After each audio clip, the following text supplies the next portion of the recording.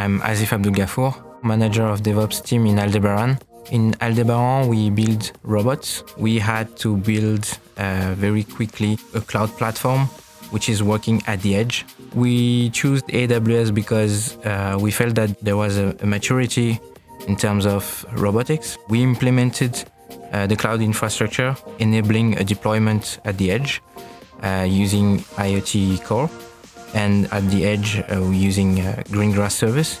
Using AWS help us building quickly a solution for our robots in a secure way, which is scalable.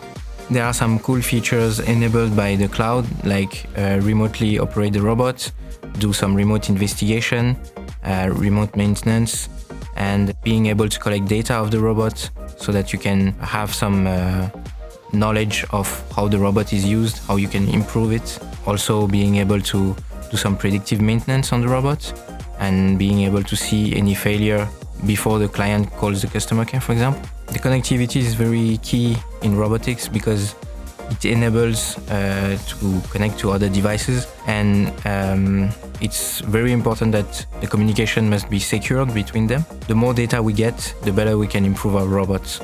So that's very important and key for us to have data and to be able to bring value to the robots and improve it.